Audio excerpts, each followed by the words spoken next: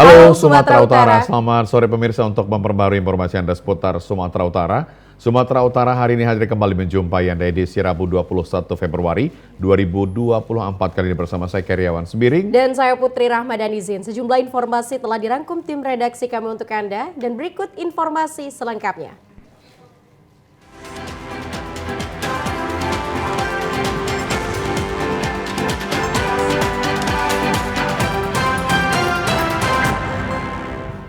Kami awali dari berita yang pertama, pemirsa. Tingginya curah hujan dari hulu mengakibatkan Sungai Padang meluap dan merendam ratusan rumah yang tersebar di beberapa kelurahan di Kota Tebing Tinggi.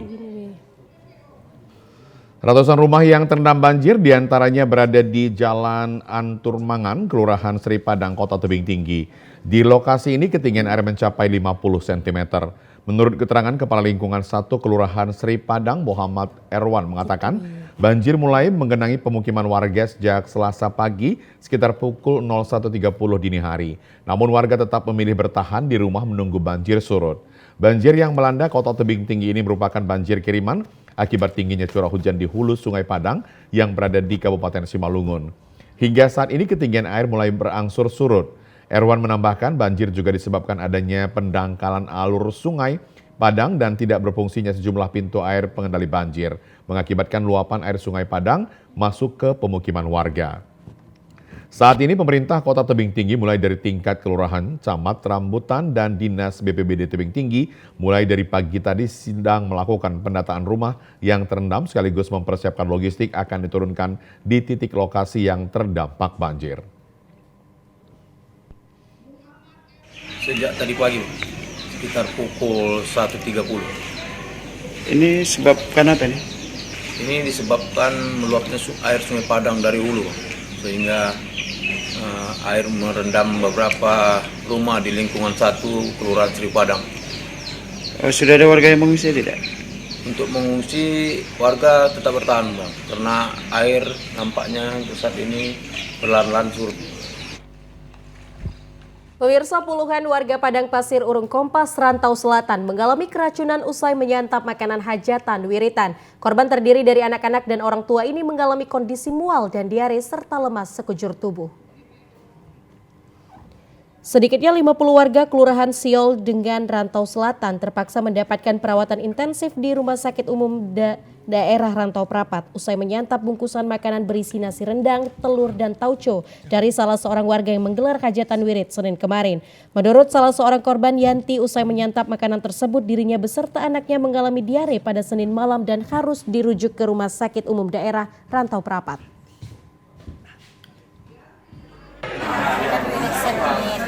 Setiap hari Senin berangkat jam 5, jadi dibontot tila pulangnya sampai rumah. Nasi itu dibagi karena sama keponaan-keponaan, satu bungkus cuman sedikit-sedikit aja kan. Ya udah lama jam 9 malam udah kena lah, udah mencret aja di kamar mandi. Kalau awak tadi malam jam 9 kayak gembung gitu, udah gitu langsung lah ke kamar mandi. Mulai tadi malam, kalau awak asal ke kamar mandi nggak bisa lagi ke kamar, tidur di kamar mandi.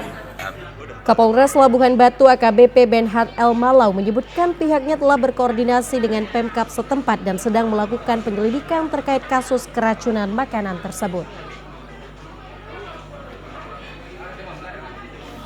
Ini kami dari Polres Labuhan Batu sudah berkoordinasi dan bersinergitas kepada Dinas Kesehatan Pemkab Kabupaten Labuhan Batu.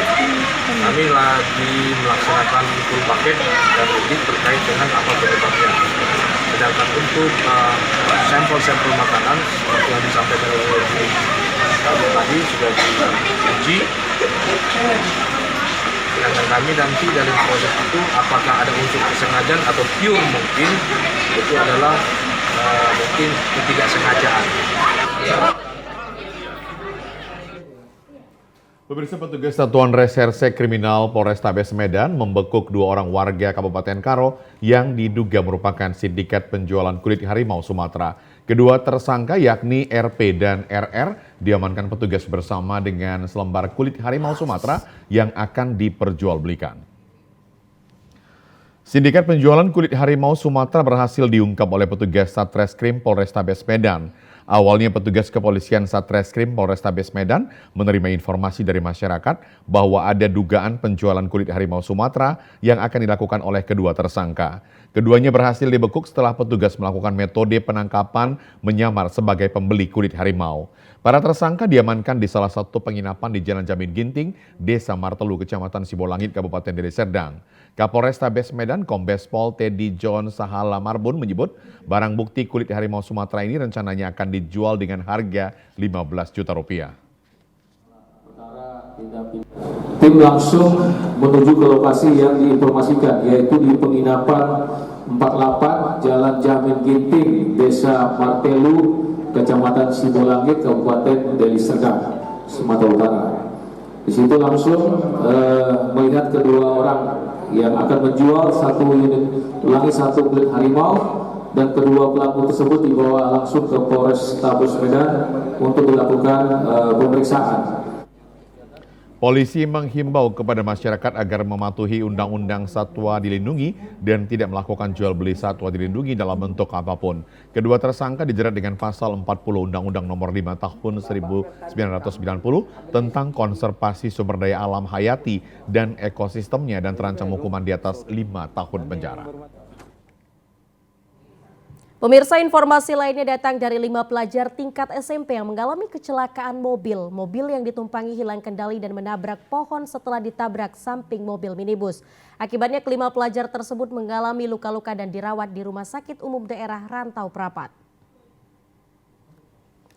Kelima pelajar tersebut 4 orang pria dan seorang wanita masing-masing FHP, GF, RAR, DAF, dan QAS ini mengalami kecelakaan setelah mobil sedan yang dikemudikan FHP mengalami oleng dan menghantam pohon di bahu jalan, tepatnya di Jalan Sum, Jalan Bypass Adam Malik, Rantau Prapat. Kelima korban merupakan pelajar salah satu sekolah swasta tingkat SMP di Kota Rantau Prapat. Sedangkan salah satu mobil minibus yang menabrak samping langsung kabur melarikan diri dan masih dalam penyelidikan pihak kepolisian.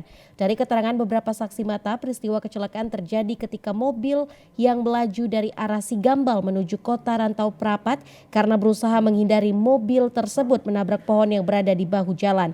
Akibat kuatnya benturan mengakibatkan mobil ringsek dan 5 pelajar yang berada di dalam mobil mengalami luka-luka. Sedangkan supir minibus kabur melarikan diri. Kasat Lantas Polres Labuhan Batu AKP Johan Kurniawan menghimbau masyarakat khususnya orang tua untuk tidak memberikan kendaraan kepada anak di bawah umur.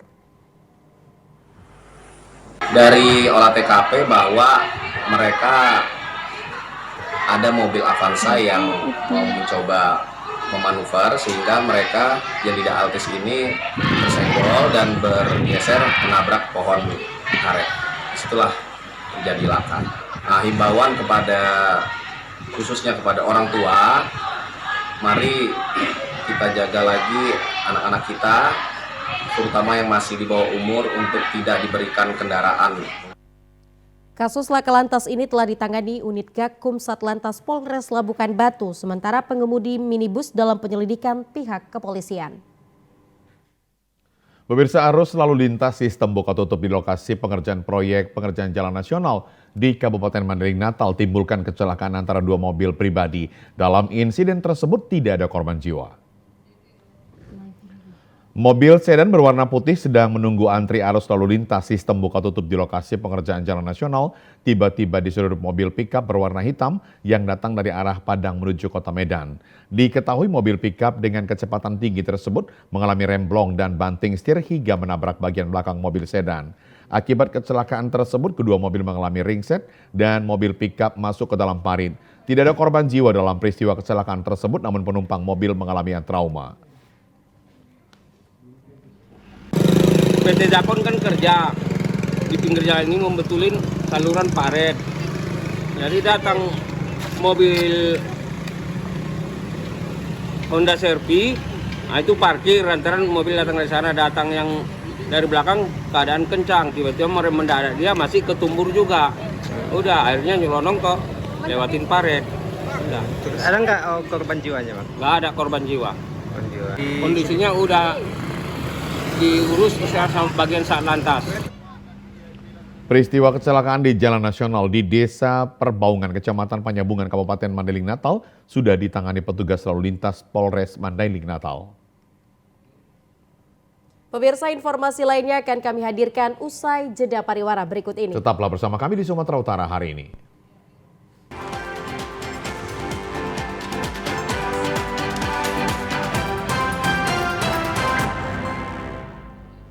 Pemirsa, Kementerian Pendidikan, Kebudayaan, Riset, dan Teknologi melalui Balai Besar Guru Penggerak Provinsi Sumatera Utara menggelar rapat koordinasi pendidikan yang dihadiri Dirjen Guru dan Tenaga Kependidikan Profesor Nunuk Suryani.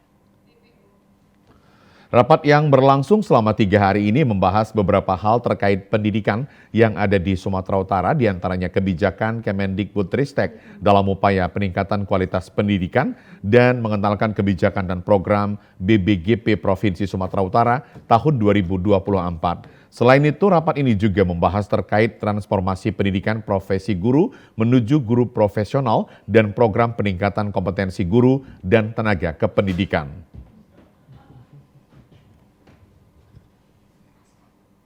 Program prioritas Kemendikbudristek melalui program guru penggerak merupakan sebuah program implementasi kurikulum mereka dan program lainnya yang ini merupakan bagian dari program mereka belajar yang alhamdulillah saat ini sudah masuk ke episode 20.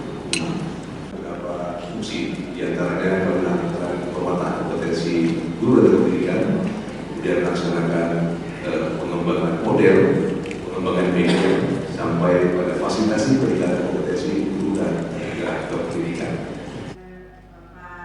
Profesor Nunuk Suryani selaku Dirjen Guru dan Tenaga Kependidikan Kementerian Pendidikan, Kebudayaan, Riset, dan Teknologi menyambut baik kegiatan rapat koordinasi yang dilaksanakan BBGP Sumatera Utara.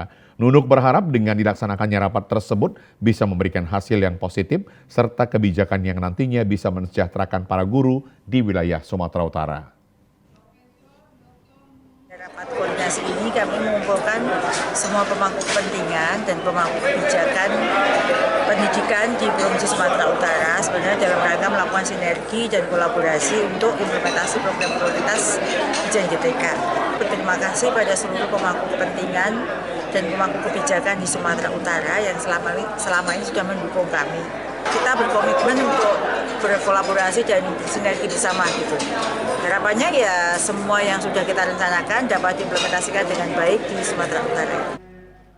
Dalam rapat yang digelar di Ballroom Santika pada Senin malam ini juga dihadiri oleh Kepala BBGP Sumatera Utara, Joko Ahmad Julfian, Julifan, dan juga Dinas Pendidikan Provinsi maupun Kabupaten Kota.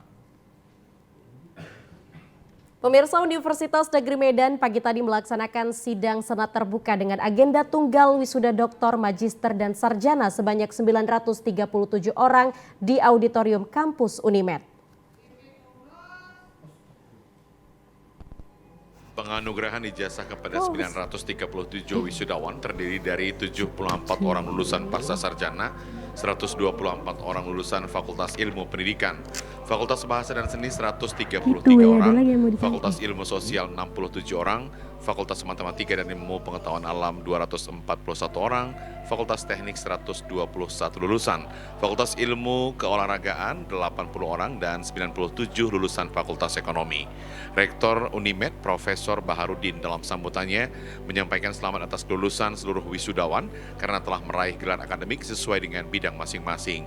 Melalui serangkaian kegiatan akademik dan non-akademik yang telah dilakukan selama berada di Universitas Negeri Medan dapat menghantarkan wisudawan ke gerbang kesuksesan, menyongsong masa depan yang gemilang, sekaligus dapat membahagiakan keluarga. Sementara itu, Rektor menjelaskan upacara wisuda ini bukan berarti perjuangan sudah berakhir, melainkan titik awal perjuangan baru dalam mengimplementasikan kemampuan dan skill yang sudah diperoleh selama menempuh pendidikan di Unimed.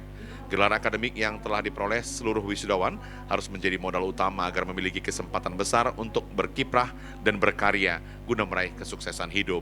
Rektor Unimed Profesor Baharudin mengatakan berbagai program pemerintah telah dilakukan Unimed untuk mempersiapkan lulusan dapat bersaing di dunia kerja. Dan kita meningkatkan SDM, baik itu mahasiswanya, dosennya, tekniknya, kemudian tentu kurikulum. Mendikbud juga menyiapkan kurikulum yang disesuaikan dengan kompetensi yang dibutuhkan di masyarakat. Kalau kita di sini menyiapkan namanya kurikulum OBE, Outline Based Education. Oleh karena itu saya kira semua program-program pemerintah itu akan diselaraskan, tapi tidak menafikan konten-konten yang dibutuhkan oleh masyarakat. Ya, pesan segeralah ilmu yang telah didapat dimanfaatkan di masyarakat, karena masyarakat telah menunggu untuk menyelesaikan persoalan-persoalan yang dihadapi oleh masyarakat, bangsa, dan negara. Ketua Senat Universitas Negeri Medan, Profesor Syawal Gultom, menyampaikan orasi ilmiah kepada seluruh wisudawan agar selalu melengkapi diri untuk berkarya. Meski wisudawan sudah memiliki gelar akademik, namun harus tetap meningkatkan literasi khususnya bahasa sehingga dapat bersaing. Pada kegiatan wisuda Unimed periode 2024, pihak universitas memberikan penghargaan kepada wisudawan terbaik. Pemirsa, dengan memperingati Isra Mi'raj Nabi Muhammad SAW 1445 Hijriah, mari kita tebarkan dan wujudkan generasi bangsa yang taat beribadah menjadi tema peringatan Isra Mi'raj Dharma Wanita Persatuan Provinsi Sumatera Utara yang dilaksanakan di Aula Raja Inal Siregar pagi tadi. Peringatan Isra Mi'raj diikuti oleh para pengurus dan anggota Dharma Wanita Persatuan Provinsi Sumatera Utara dan ratusan para pelajar. Acara diawali dengan pembacaan ayat suci Al-Quran, dilanjutkan sambutan Sekda Provinsi Sumatera Utara yang dibacakan pemerintahan Basarin Yunus Tanjung. Sementara itu, Ketua Dharma Wanita Persatuan Provinsi Sumatera Utara, Dian Arif Trinugroho menyampaikan, Dharma Wanita Persatuan adalah sebagai ibu pendidik pertama dan utama dalam keluarga, sangat dibutuhkan perannya dalam menuntun dan membimbing anak-anak agar tidak terjerumus dalam melakukan tindak kejahatan. Disampaikan peran ibu tidak bisa terus mendampingi anak-anaknya selama 24 jam setiap harinya, tetapi doa seorang ibu dapat mendampingi mereka hingga mereka selalu berjalan di jalan yang benar. Dian Arif berharap dengan peringatan Isra Mi'raj ini, para ibu-ibu dan anak hadir dapat mendalami dan mengambil manfaat dari makna Isra Mi'raj itu sendiri. Al-Ustadz Haji Hendra Wibowo dalam tausiahnya menyampaikan 3 inti dari peringatan Isra Mi'raj, yaitu pertama, kita dituntut untuk senantiasa tekun dalam beribadah. Yang kedua, kita dituntut untuk senantiasa berbaik sangka kepada Allah Subhanahu wa Ta'ala, dan yang ketiga, kita dituntut untuk senantiasa menebarkan kebaikan.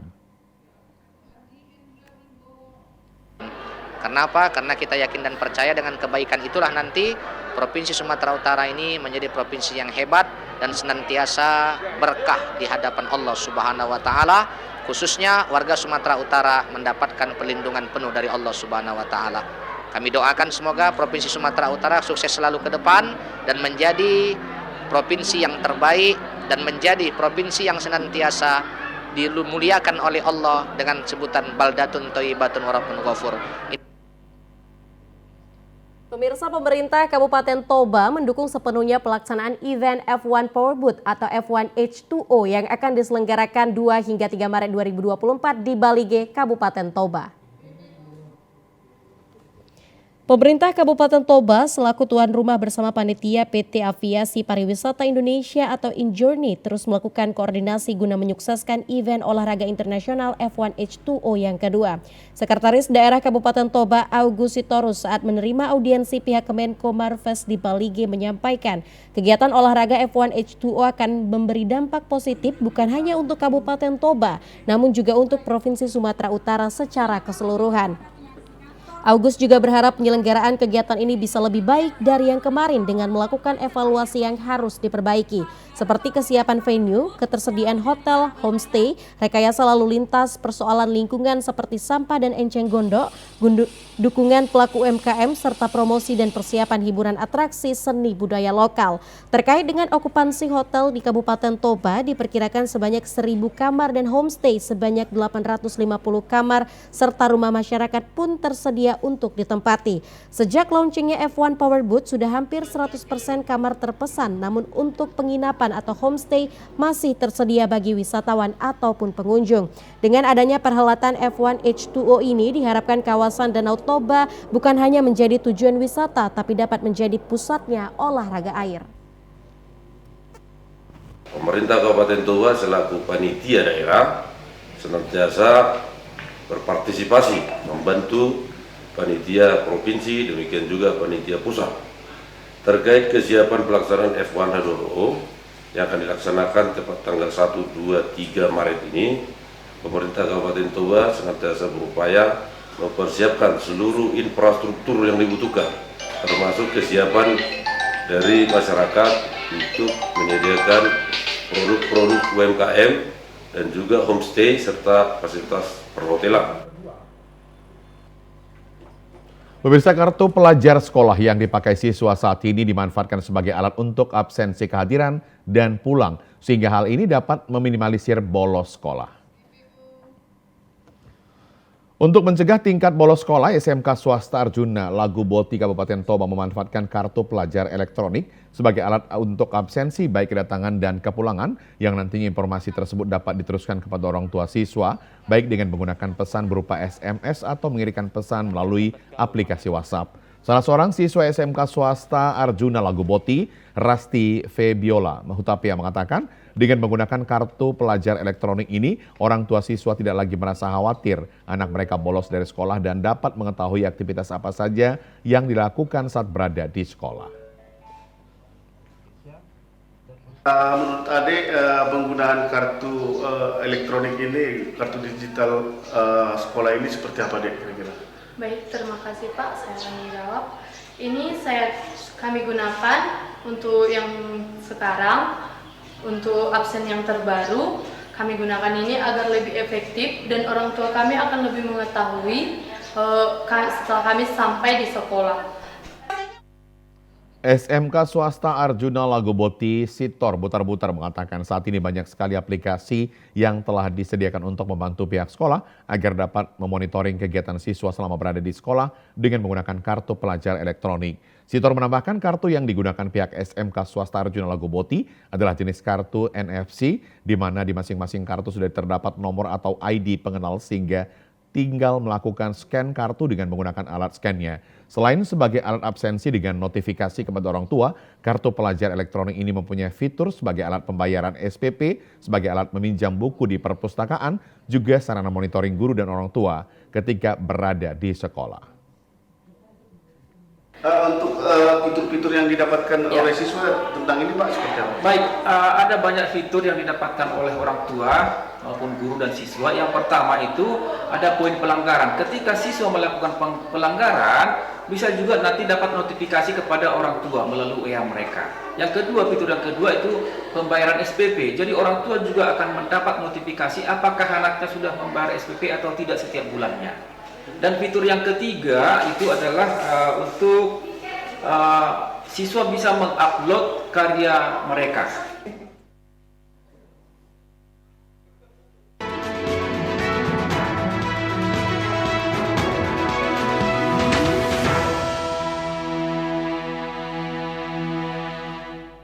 Ya pemirsa, animo masyarakat mengikuti pemilihan ulang di 13 TPS di Kabupaten Deli Serdang hari ini cukup tinggi yang dilaksanakan di 3 desa dari 2 kecamatan. Pemilihan suara ulang pada 2 desa di Kecamatan Batangkuis, yakni Desa Batangkuis Pekan sebanyak 8 TPS dan Desa Baru sebanyak 2 TPS. Sementara 3 TPS lainnya berada di Desa Tadukan Raga, Kecamatan STM Hilir. Dari 13 TPS tersebut hanya 1 TPS yang pemungutan suara ulang dengan 5 kertas suara. Sedangkan 12 lainnya hanya 1 surat suara yang dicoblos, yakni DPRD tingkat kabupaten kota. Komisioner KPUD Deli Serdang Ziaul Haq Siregar mengatakan sampai pukul 10:30 waktu Indonesia Barat, pelaksanaan pemilihan suara ulang belum mengalami kendala dan partisipasi masyarakat untuk mencoblos juga masih tinggi. Sementara itu TPS yang ada di Desa Batangkuis Pekan dari daftar kehadiran pemilih sudah di atas 60% karena cuma 1 kertas suara yang dicoblos dan tidak memakan waktu terlalu lama untuk memilih. Setelah selesai mencoblos, warga kembali bekerja karena tidak diliburkan. Sementara itu untuk rekapitulasi surat suara tetap dilakukan di Kecamatan Batangkuis dan sudah selesai 2 desa. Sedangkan desa ketiga belum dapat dipastikan kapan rekapitulasi tingkat kecamatan akan selesai. Ada 13 TPS, terdiri dari 10 TPS di Kecamatan Batangkuis, ya, berada di 2 desa, Desa Batangkuis Pekan sama Desa Baru. Kemudian 3 TPS ada di Kecamatan STM Hilir, itu di Desa Tadubakan. Penyebabnya hanya satu ya. Yang pertama di Kecamatan Batangkuis ini tertukarnya surat suara tingkat kabupaten dari Dapil 2 ke Dapil 5. Kemudian yang di STM Hilir dari Dapil 6 ke Dapil 2. Pemirsa, pemungutan suara ulang digelar di TPS 5 Desa Huta Tinggi, Kecamatan Parmonangan, Kabupaten Tapanuli Utara untuk mengikuti pemungutan suara ulang pada Pilpres DPD, DPR RI, DPRD Provinsi hingga surat suara DPRD Kabupaten Kota. Pagi tadi sebanyak 178 warga terdaftar dalam daftar pemilih tetap di Desa Huta Tinggi, Kecamatan Parmonangan, yakni di TPS 5 kembali mengutip pemungutan suara ulang untuk Pilpres, DPD, DPR RI, DPRD Provinsi hingga surat suara DPRD Kabupaten. Pelaksanaan pemungutan suara ulang ini dilakukan sesuai rekomendasi Bawaslu terkait poin permasalahan surat suara yang digunakan pemilih tidak dibubuhi tanda tangan oleh Ketua KPPS saat pelaksanaan pemungutan suara pada 14 Februari 2024 yang lalu. Sementara itu pada proses PSU di TPS 5 ini hingga jam 1 siang yang diawasi oleh petugas KPPS dan Bawaslu serta dijaga oleh aparat kepolisian dari Polres Tapanuli Utara. Digelarnya PSU ini menurut Kepala Desa Huta Tinggi, Tegas Manalu dikarenakan kelalaian Ketua KPPS yang lalai menandatangani sebanyak kurang lebih 100 set surat suara untuk Pilpres, DPD, DPR RI, serta DPRD Provinsi hingga DPRD Kabupaten yang telah diberikan Ketua KPPS untuk dicoblos tanpa bubuhan tanda tangan Ketua KPPS. Selain dipantau langsung oleh Ketua KPUD, Taput Suwardi Pasaribu, serta dari Bawaslu Taput juga turun langsung ke Polres Taput AKBP Erni Sitinjak bersama personil dari Polres Taput dan dari Kodim 0210. Laporkan kegiatan hari ini yang terjadi di Desa Huta Tinggi, PSU, pemilihan suara ulang. Desa Huta Tinggi memiliki 9 TPS. 8 berjalan dengan sukses tanggal 14 Februari kemarin, dan hari ini kita laksanakan karena ada kesalahan daripada KPPS dalam rangka nggak menandatanganin surat kertas suara, jadi kita diadakan KPU PSU pemilihan suara ulang. Sementara itu PPK masih melakukan rekapitulasi hasil perolehan suara pemilu pada 14 Februari 2024 di tingkat kecamatan. Sementara penetapan calon pemenang perolehan suara pemilu akan diputuskan di Mahkamah Konstitusi. Komisi Pemilihan Umum Kabupaten Mandailing Natal di 23 kecamatan petugas panitia pemilihan kecamatan masih terus bekerja untuk rekapitulasi hasil perolehan suara ke aplikasi Sirekap. Rekapitulasi dalam memasukkan perolehan suara ke aplikasi Sirekap di tingkat kecamatan sudah mencapai 60%, baik untuk perolehan suara Pilpres Legislatif dan DPD. Perekapan rekapitulasi di tingkat kecamatan telah dimulai sejak tanggal 15 sampai batas waktu 2 Maret mendatang semua sudah selesai dan akan ditindaklanjuti ke kabupaten dan provinsi pada 3 Maret 2024. Ketua KPU Mandailing Natal Ihsan Matondang mengatakan di tingkat kecamatan belum ada ditemukan kendala dalam rekapitulasi perolehan suara pemilu. Sementara pengumuman penetapan perolehan suara secara nasional akan diumumkan setelah keputusan ingkrah dari Mahkamah Konstitusi tidak ada kendala atau gugatan. Sesuai jadwal itu di tanggal di tanggal 3 nanti ya, kita akan selesai melaksanakan rekapitulasi di tingkat kabupaten, dan di situ nanti akan dilakukan penetapan perolehan suara, dan habis itu nanti akan dilanjutkan dengan rekapitulasi tingkat provinsi dan selanjutnya. Pemirsa, rekapitulasi penghitungan suara tingkat panitia pemilihan kecamatan atau PPK di Kota Sibolga diwarnai penghitungan ulang surat suara secara manual dikarenakan didapati ketidakcocokan data di tingkat TPS. Peristiwa terjadinya penghitungan ulang surat suara ini terjadi dalam rapat pleno terbuka yang digelar PPK Kecamatan Sibolga Utara di Aula Kantor Kecamatan Sibolga Utara. Penghitungan ulang surat suara yang digelar PPK Kecamatan Sibolga Utara ini terjadi pada TPS 16 Kelurahan Sibolga Ilir, Kecamatan Sibolga Utara. Ketua PPK Kecamatan Sibolga Utara, Petrus Gulo, menjelaskan digelarnya penghitungan ulang surat suara pada TPS 16 Kelurahan Sibolga Ilir tersebut karena didapati pada pemilu tingkat DPR RI RRI adanya kelebihan perolehan jumlah suara yang tidak sinkron dengan jumlah pemilih yang ada di TPS tersebut. Sehingga saksi yang hadir pada rapat pleno rekapitulasi ini mengajukan keberatannya dengan meminta hitung ulang surat suara. Atas kejadian ini penghitungan ulang surat suara pun dilakukan khusus pada pemilu DPR RI, DPD RI, dan DPRD Kota Sibolga. Penghitungan ulang surat suara ini pun disaksikan langsung oleh anggota Bawaslu Kota Sibolga, para saksi partai, dan Panwascam. Setelah dihitung, direkap, ternyata ada kelebihan perolehan suara dari pengguna hak suara. Sehingga saksi, ada beberapa saksi dari Golkar tadi, Gerindra, dan juga PSI, meminta untuk dihitung ulang. Memang ada juga sih salah satu tadi saksi meminta supaya dilakukan PSU. Saya katakan bahwa PSU bukan wewenang kami di PPK. Tapi ini masih bisa ke tahap penghitungan surat suara ulang. Kita hitung, kita buka kotak, kita hitung surat suara secara manual. Kebetulan tadi pas waktu penghitungan suara DPR RI ya, itu jumlah suara yang memilih 245, ternyata begitu kami hitung masih 5 partai, 351, belum apa-apa udah terjadi penggelembungan. Pelambungan pemilih, jumlah pemilih maksudnya gitu Bang? Atau suara? Penggelembungan suara. Suara. Artinya tidak sesuai dengan pemilih, dengan hasil yang di plano. Ya. Komisi Pemilihan Umum Kabupaten Toba menerima laporan dugaan pelanggaran pemilu dari masyarakat Toba Peduli Pemilu di Balige Kantor Sekretariat KPU Toba kemarin. Ratusan massa yang mengatasnamakan Aliansi Masyarakat Kabupaten Toba Peduli Pemilu ini diterima oleh Ketua dan jajaran anggota KPU di Kabupaten Toba. Maksud kedatangan massa untuk menyampaikan pernyataan sikap terkait dugaan pelanggaran pemilu di Kecamatan Pintu Pokan Meranti yang disampaikan Koordinator Aksi Franky Silitonga bersama rekannya saat menyampaikan aspirasinya di halaman kantor KPU di Kabupaten Toba. Saat proses rekapitulasi Desa Meranti Timur ada perbedaan jumlah suara setiap salinan di dalam C1 hasil salinan DPRD Kabupaten yang diterima oleh setiap partai peserta pemilu. Sehingga proses rekapitulasi setiap partai mengajukan interupsi dalam perbedaan C1 hasil salinan DPRD Kabupaten. Agar panitia pemilihan kecamatan membuka kotak suara untuk menghitung ulang surat suara yang di dalam kotak. Namun usulan tersebut tidak diindahkan oleh panitia kecamatan sehingga panitia kecamatan melemparkan interupsi tersebut kepada Panwas Kecamatan. Dan Panwas Kecamatan menyarankan proses rekapitulasi tetap dilanjutkan dengan tidak membuka kotak suara. Akibat tidak diindahkannya proses interupsi yang diajukan oleh saksi partai, beberapa saksi partai politik walk out dari proses rekapitulasi.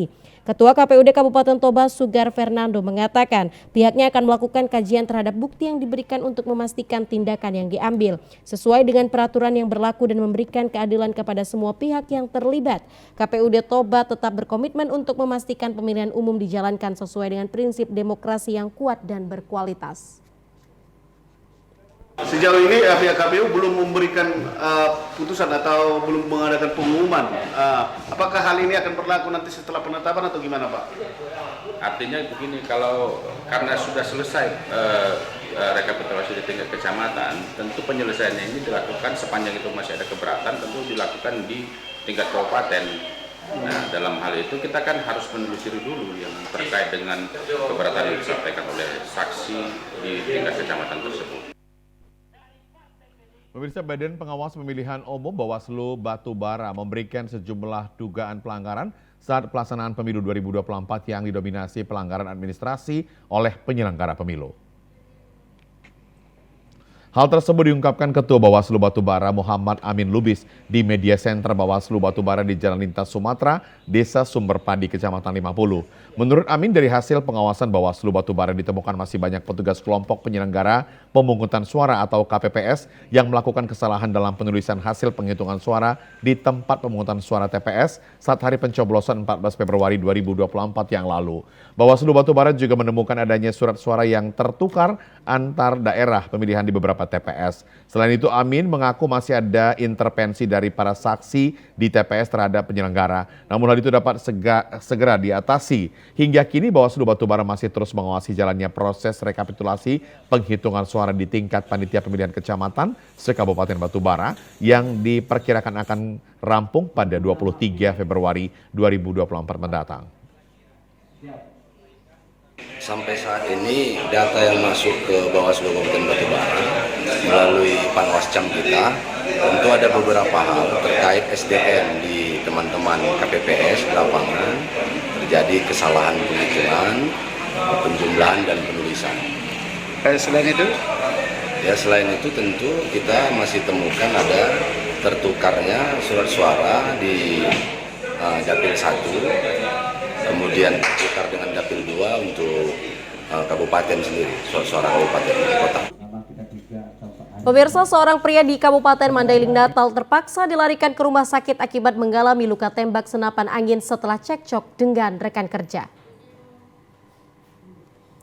Akibat kejadian ini, Ruby mengalami luka tembak di bagian dada sebelah kiri. Peristiwa ini berawal dari korban yang sedang bersiap-siap pulang dari kebun. Tiba-tiba dua pria yang merupakan rekan kerja mendatanginya dan mengajak berkelahi.